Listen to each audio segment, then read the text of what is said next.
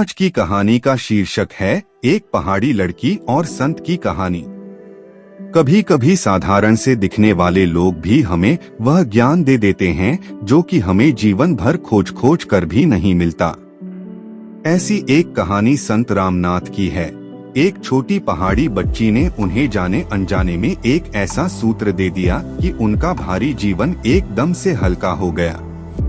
किसी गांव में एक रामनाथ नाम का व्यक्ति अपनी पत्नी और बच्चों के साथ रहा करता था, लेकिन पारिवारिक जिम्मेदारी निभाते निभाते वह बहुत थक चुका था। इसलिए उन्होंने फैसला किया कि वह घर छोड़कर संन्यास को चले जाएंगे। उसने अपने पीछे इतना जरूर छोड़ रखा था कि उसके पत्नी व बच्चों का जीवन निर्वाह हो सके। एक दिन वह अपनी पत्नी से बोला, रामनाथ, मैं तुम लोगों से बहुत थक चुका हूँ। मैं अब इस गृहस्थी में नहीं रहना चाहता। मैं संन्यास लेने जा रहा हूँ। यह सुनकर पत्नी परेशान हो गई। वह कहने लगी, आखिर आप क्यों जाना चाहते हैं? मेरा और हमारे बच्चों का क्या होगा? रामनाथ, तुम बच्चों को लेकर अपने मायके चली जाओ। मैं अब गृहस्थी के जाल में फंसकर थक चुका हूँ। सच कहूँ तो तुम सब मुझे जिम्मेदारी नहीं बोझ लगते हो और अब मैं यह बोझ नहीं उठाना चाहता। पत्नी ने कहा, क्या हम सब आपके लिए बोझ हैं? ऐसा कहकर वह रोने लगी। बच्चे अपने पिता से आग्रह करने लगे, हमें छोड़कर मत जाइए, लेकिन रामनाथ ने फैसला कर लिया था। उसने किसी की एक न सुनी। उसने अपना दिल कड़ा किया और जंगल की ओर निकल गया। वह एक कुटिया बनाकर अलग से रहने लगा। कुटिया में रहते रहते उन्हें 5 वर्ष बीत गए। पहले वे रामनाथ थे, पर बाद में वह रामनाथ से संत रामनाथ बन गए। सभी लोग उन्हें संत कहकर ही पुकारते थे। उन्होंने फैसला किया कि वह अध्यात्म में और आगे बढ़ना चाहते हैं, इसलिए उन्होंने अपना बोरिया बिस्तर उठाया और अपने कंधे पर लादकर पहाड़ों की तरफ निकल गए। वह पहाड़ों की तरफ चलते रहे और चलते चलते वह इतना थक गए कि वह हांफने लगे। पहाड़ों की ऊंचाई और रास्ते इतने खतरनाक थे कि उन्हें कष्ट हो रहा था, किंतु वह फिर भी अपने सामर्थ्य के अनुसार चल रहे थे। चलते चलते उनकी नजर एक छोटी पहाड़ी लड़की पर पड़ी जो कि करीब 12-13 वर्ष की होगी। अपने छोटे से भाई को गोद में लेकर चल रही थी। वह भी संत की तरह हांफ रही थी और पसीने से भीग गई थी।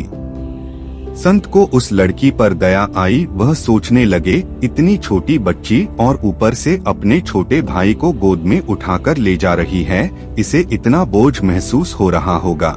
संत से रहा ना गया, उन्होंने पूछ ही लिया। संत ने बोला, अरे बेटी, गर्मी में तुम अपने भाई को लेकर जा रही हो, हांफ भी रही हो। तुम खुद इतनी छोटी सी हो, तुम्हारा भाई तो तुमसे भी छोटा है, तुम्हें बोझ लग रहा होगा ना? पहाड़ी लड़की बोली, नहीं बाबा, यह तो मेरा छोटा भाई है। यह मेरे लिए बोझ कैसे हो सकता है? मुझे लगता है बोझ तो आपके कंधे पर है। संत ने जैसे ही यह सुना, उसे लगा पता नहीं उसने ऐसा क्या जान लिया है जो वह 5 वर्ष में भी नहीं जान पाया। वह उस बात का मतलब और गहराई से समझाना चाहते थे, इसलिए उन्होंने पहाड़ी लड़की से पूछा। संत ने बोला, क्या मतलब तुम्हें तुम्हारे भाई का बोझ महसूस नहीं हो रहा?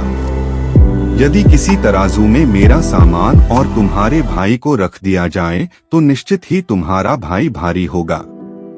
पहाड़ी लड़की ने कहा, हाँ, यदि किसी तराजू में तोला जाए तो बिल्कुल ही आपका सामान हल्का निकलेगा और मेरा भाई भारी।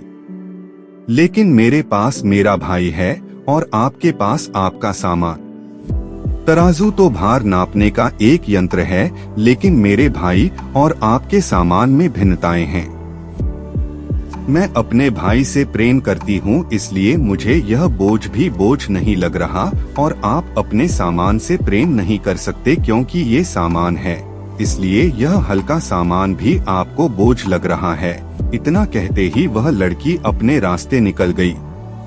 उस लड़की की बात ने संत के मन में गहरी चोट कर दी। संत सोचने लगे, आज मुझे अपने ज्ञान पर अफसोस सा हो रहा है। कितने समय अकेले गुजरने के बाद भी मैंने कुछ नहीं सीखा। यह छोटी सी साधारण बच्ची मुझे इतनी बड़ी बात समझा गई। जब मनुष्य के मन में प्रेम होता है तब बोझ भी उसे बोझ प्रतीत नहीं होता।